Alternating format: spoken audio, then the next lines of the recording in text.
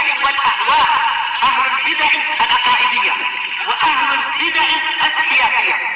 نقول بيننا وبينكم السلف، بيننا وبينكم الكتب، كان فيقول البدع بيننا وبينكم. Bismillahirrahmanirrahim. Alhamdulillah wassalatu wassalamu ala Rasulillah wa ala alihi sahbihi wasallam, ma ba'd. Akhir pembahasan mengenai tentang perubahan kiblat ya ikhwah, dan sudah kita rinci pembahasan tentang perubahan kiblat dan juga faedah-faedah yang berkaitan dengan ayat yang menjelaskan tentang perubahan kiblat. Dan dalam perubahan kiblat ini dan juga di waktu yang sama diwajibkannya puasa Ramadan. Di situ ada suatu keistimewaan yang Allah Azza wa Jalla berikan kepada kaum muslimin. Yang pertama adalah bagaimana Allah membedakan mereka dari kaum Yahudi. Kaum Yahudi yang merasa mereka bangga, satu kiblat kita. Tatkala mereka enggan kufur dan angkuh, Allah Azza wa Jalla kembalikan mereka ke kiblat yang lebih mulia. Ini yang pertama. Allah Azza wa Jalla ingin mengistimewakan kaum muslimin dan benar-benar membedakan agama Islam dari agama Yahudi. Bahkan dalam kiblat. Kiblat jangan disamakan. Bahkan dalam puasa Ramadan, sebelum diwajibkan puasa Ramadan, puasa apa ikhwah? Siapa yang tahu? Ashura. Di mana Ashura juga puasa yang dilakukan juga oleh kaum Yahudi. Dihapus kewajibannya diganti dengan Ramadan supaya ada perbedaan dengan Yahudi. Sudah, mereka kaum angkuh. Enggak beriman, padahal kedatangan Nabi, sifat-sifatnya Nabi ada di kitab mereka. Tapi mereka angkuh. Ya'rifunahu kama ya'rifuna abna'ahum, kata Allah. Mereka mengenal Nabi laksana mereka mengenal anak-anak mereka sendiri. Tapi angkuh, kufur, keras kepala kepada Nabi alaihi salatu wassalam. Jadi di situ ada suatu tanda bagaimana Allah mengistimewakan Islam dan juga kaum muslimin. Dan dalam perubahan kiblat dari Baitul Maqdis ke arah Ka'bah, di situ ada suatu isyarat yang disebutkan oleh sebagian para ulama bahwasanya itu suatu impian dan cita-cita bagi kalian di masa depan bahwa kalian benar-benar akan menaklukkan Mekah. Kiblat ini yang sebelum ke Baitul Maqdis diarahkan ke Ka'bah. Kalian gak lama akan kembali ke Ka'bah. Kalian akan menang. Kalian akan menang dan mampu memadamkan cahaya kekufuran di Mekah Al-Mukarramah. Kemudian pembahasan selanjutnya mengenai Ghazwatu Badril Kubra. Qala rahimahullah faslun Ghazwatu Badril Kubra. Perang mengenai tentang Badar. Perang Badar ya ikhwah. Ini pembahasan mengenai tentang perang Badar. Jangan lupa ya ikhwah, kita ini barusan selesai membahas mengenai Sariyatun Nakhl atau Sariyatun Nakhlah. Di mana di situ terjadi kekalahan, kehinaan dan kerendahan bagi mereka orang-orang kafir. Tatkala kaum muslimin berhasil menyita dan mengambil perbendaharaan mereka dan membunuh sebagian di antara mereka. Di mana pembunuhannya terjadi? Dekat dengan kandangnya mereka, dekat dengan Mekah. Ini sungguh menyakitkan. Musuh hampir saja masuk ke kandang dan berani mengobak-abik di situ. Ini sungguh suatu peristiwa yang menjadikan mereka orang-orang kafir, orang-orang kufar Quraisy semakin tertantang, semakin dihinakan. Akhirnya kejadian ini menjadikan mereka para sahabat akan semakin hati-hati karena perang kapan saja bisa terjadi. Dan mereka orang-orang kafir, mereka akan lebih memaksimalkan persiapan dan persenjataan. Karena mereka kaum muslimin berani sampai di dekat kita. Kalau ini sudah terjadi, maka gak menutup kemungkinan akan terjadi di waktu yang lain. Akhirnya mau gak mau mereka harus lebih memaksimalkan perbendaharaan, kekayaan, persenjataan dan juga prajurit. Tatkala keadaan sudah seperti ini, ini panas keadaan sekarang ini.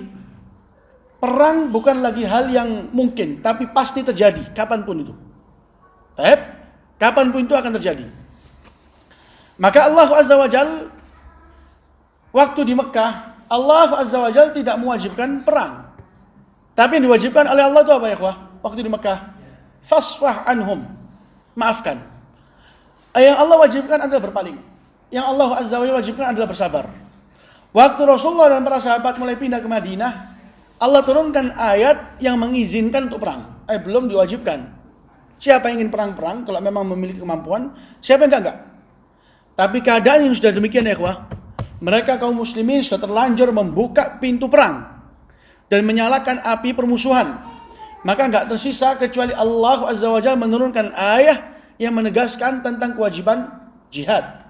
Akhirnya Allah turunkan kewajiban, ini ayat yang berkaitan dengan kewajiban jihad. Waqtuluhum haitsu thaqiftumuhum waqatiluhum hatta la takuna fitnah waqatilu fi sabilillah alladzina yuqatilunakum wa la ta'tadu. Itu semua perintah. Itu semua perintah yang menutup pilihan. Tidak ada pilihan bagi kalian. Kalian wajib berperang. Ini semua untuk menutup adanya di sana kegoncangan di tengah-tengah kaum muslimin atau kebimbangan. Kalau marhala yang kedua, jenjang yang kedua, Allah berikan izin. Jadi siapa yang mau perang, perang, siapa yang enggak. Ini enggak cocok sudah untuk keadaan yang sekarang ini. Apa? Di mana peperangan sudah sedikit lagi pecah. Enggak cocok kalau dikasih izin saja. Tapi lebih cocok dikasih apa? Perintah, kewajiban. Kalian harus perang. Sehingga semua harus semua harus sehati, semua harus selangkah, semua harus sanggup. Tapi itu semua melalui jenjang-jenjang yang apa? Yang bertahap. Dari Mekah disuruh sabar, disuruh berpaling, disuruh memaafkan. Pertama kali di Madinah diberikan izin. Lah keadaan demikian enggak tersisa kecuali diwajibkan untuk apa? Untuk berperang. Diwajibkan untuk mereka itu berperang. Dan Allah Azza wa Jalla di sela-sela mewajibkan perang, lihat ayatnya. Wala tuqatiluhum 'indal masjidil haram hatta yuqatilukum fi.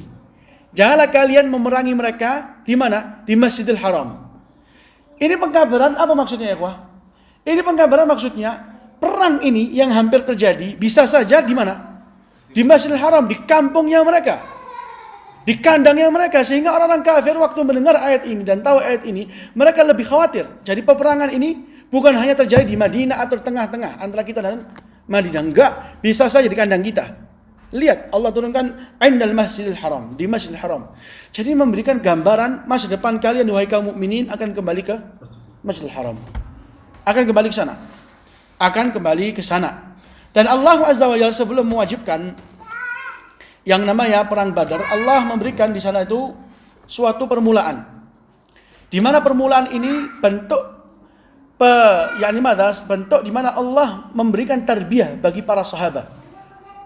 Menggembleng para sahabat dan membiasakan hati mereka dengan suatu pensyariatan. Lihat, perang Badar di Ramadan. Di Sya'ban, di situ Allah rubah arah kiblat. Padahal sudah 17 atau 16 bulan mereka sholat ke arah Baitul Maqdis. Di Sya'ban Allah wajibkan juga apa? Puasa Ramadan. Puasa Ramadan yang sebelumnya Asyura 1 hari. Ini jadi 30 hari. 30 hari meninggalkan makan dan minum. Ini semua bentuk tadrib, latihan. Sebelum datangnya perang Badar, jiwa mereka, hati mereka disucikan oleh Allah Azza wa Jalla, dibiasakan. Diberikan tadi itu perpindahan kiblat. Diwajibkan bagi mereka dari Allah untuk berpuasa 30 hari. Diwajibkan juga untuk apa? Untuk berkorban, mengeluarkan apa? Uang mereka dalam arti zakat. Siapa yang merasa enak mengeluarkan uang yang susah, payah mereka kumpulkan? Akhirnya ini semua pensyariatan sebelum terjadinya perang Badar tujuannya adalah suatu pelatihan. Tujuannya adalah suatu pelatihan dari Allah Azza wa Jalla untuk para sahabat, sehingga tatkala datangnya perang Badar mereka akan menjadi orang yang taat, yang berani, yang enggak akan mundur ke belakang. Dan keadaannya pun demikian. Keadaannya pun apa? Demikian. Nadir.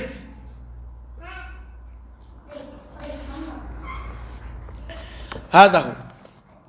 Kata Ibnu Katsir rahmatullah alaihi, nadhkuru fihi mulakhas waqa'ati Badr tsaniyah. Kami akan menyebutkan ringkasan ya ikhwah tentang kejadian perang Badar.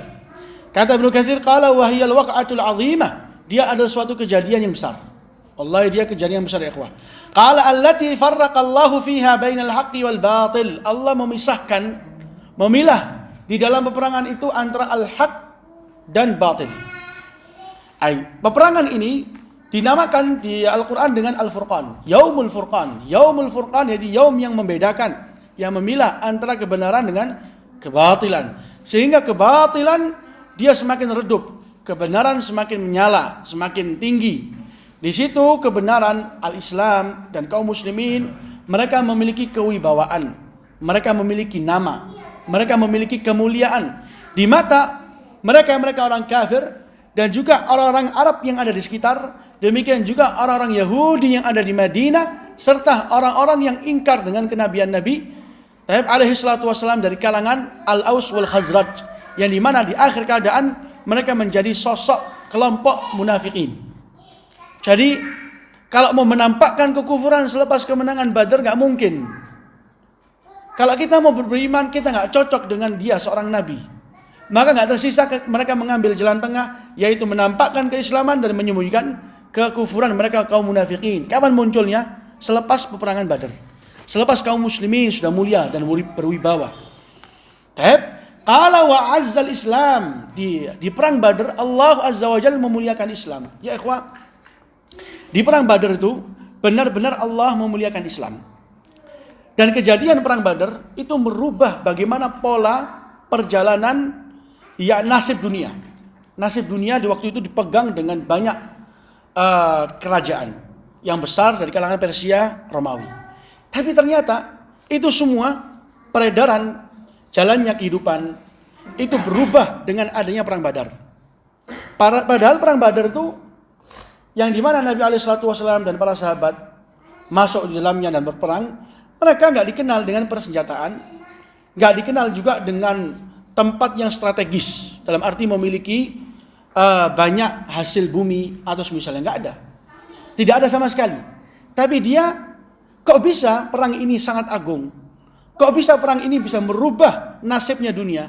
Dikarenakan pesertanya perang Badar dari Nabi SAW dan juga para sahabat, saking mulianya mereka, peperangan mereka itu mengundang para penduduk langit. Siapa? Malaikat. Malaikat andil turun ke bawah, ikut dalam peperangan tersebut. Padahal cuma 1000 lawan 300. Dan di sana ada orang-orang Romawi, nggak tahu berapa puluh juta. Di sana ada Persia, nggak tahu berapa puluh juta. Tapi dilihat ini peperangan, kalau orang ngelihat sekilas ini peperangan antara dua suku, paling sebentar selesai. Enggak ya akhi, ini peperangan yang merubah nasib dunia. Subhanallah, bagaimana ternyata di peperangan tersebut dari kalangan bala tentaranya Nabi, mereka lah yang akan mampu menggoncangkan kerajaan Persia dan Romawi. Jadi kata Ibnu Katsir, dia a'azzal Islam. Peperangan itu mampu memuliakan Islam. Wallahi dia mulia. Dia mulia. Dia nggak dikenal dengan apa yang kita barusan sebutkan ya ikhwah. Dia kelompok kecil 314, kecil. 314 berarti kecil sekali itu. Lawannya 1000. Tapi subhanallah bagaimana Allah Azza wa Jal jadikan kejadian itu kejadian yang sangat agung. Dengannya Islam mulia dan dia tetap akan mulia, akan tetap jaya sampai turunnya Isa bin Maryam. Sampai turunnya Isa bin Maryam. Dan kata Ibnu Katsir, kalau wadamaga al-kufra wa ahlah. Di hari itu Allah menghancurkan kekufuran dan pelakunya. Para pembesar kekufuran mati di peperangan tersebut. Abu Jahal dan juga yang akan datang penyebutannya. Tapi Allah hancurkan di hari tersebut. Jadi perang Badar ini adalah perang yang paling afdal. Dia perang yang paling berperan. Dia perang yang dimana penduduknya atau pesertanya sebaik-baik para sahabat. Dari segi apa? Kelompok Ahlu Badr. Mereka yang Allah Azza wa Jal telah berikan bagi mereka ampunan. Secara mutlak Allah ampuni mereka. Ahlu Badr. Qala wa dzalika, ini sekarang kronologinya mengenai tentang perang Badar yang akan disebutkan oleh Ibnu Katsir. Jadi intinya perang Badar ini dia bentuk di mana orang-orang kafir enggak puas dengan apa yang telah terjadi dan mereka kalau ibaratnya itu mangkel. Padahal itu baru berapa bulan ya ikhwah? Rajab, Sya'ban, Ramadan, mungkin 1,5 bulan atau 2 bulan. Selepas mereka berhasil, kaum muslimin berhasil merampas keuangan dan juga kafilah orang-orang Quraisy. Akhirnya Abu Sufyan atau orang-orang kufar Quraisy kembali mereka menjalin perhubungan perdagangan antara Mekah dan Syam. Tetap mereka melalui jalur perdagangan mereka yaitu di samping Madinah. Tapi di waktu sekarang ini perbendaharaan mereka jauh lebih banyak. Kekayaan jauh lebih berlipat, kendaraan pun demikian. Di waktu yang sama, semua apa yang mereka miliki ini dijaga ketat dengan ratusan prajurit. Dan yang menjaga, yang menjadi musyrif, yang menjadi pemimpin bukan orang sampingan yang dikenal jutawan atau kaya, enggak. Yang keluar salah satu pemukanya orang-orang kafir, orang kufar Quraisy, itu Abu Sufyan. Abu Sufyan langsung sendiri dia yang yang mengetuai kafilah tersebut, perbendaharaan tersebut. Jadi memang mereka di waktu itu sudah sangat siap. Kapanpun kaum muslimin berusaha untuk menyerang atau mengancam, keadaan siap. Prajurit mereka, kekayaan mereka, pemimpin mereka di sana. Maka Nabi SAW di hari itu, tatkala ingin keluar, mereka atau Nabi mengajak musyawarah dari kalangan para sahabat. Tentunya yang diajak bicara adalah orang-orang al-muhajirin. Semua orang muhajirun mengatakan siap. Abu Bakar, Umar semua siap. Tapi Rasulullah masih minta tambahan musyawarah. Di situ orang-orang Ansar yang jujur dari awal mereka beriman mengatakan kayaknya yang engkau maksud adalah kita ya Rasulullah. Kata Nabi SAW, "Na'am." Maka orang-orang Ansar semua membuka hati mereka dan mempersiapkan langkah mereka bersama Nabi. Kami tidak akan mungkin seperti Bani Israel yang mengatakan kepada Musa, "Berangkat engkau dengan Rabbmu perang." Kami di sini duduk. Tapi kita mengatakan, "Berangkat engkau dengan Rabbmu perang, kami bersama kalian." Makanya di perang Badar peserta terbanyak dari kalangan Ansar atau Muhajirin. Dari kalangan Ansar lebih banyak. 2/3 dari kalangan Ansar, 1/3 dari kalangan Muhajirin. Menunjukkan bagaimana kesetiaan mereka, dan itu yang telah mereka memang sebutkan di awal baiatnya mereka kepada Nabi. Bahwasanya mereka siap untuk membela Nabi dan menghadang Nabi SAW dari segala serangan, baik dari kulit hitam maupun kulit putih. Sisanya kita baca di pertemuan yang akan datang. Alhamdulillahirabbil alamin.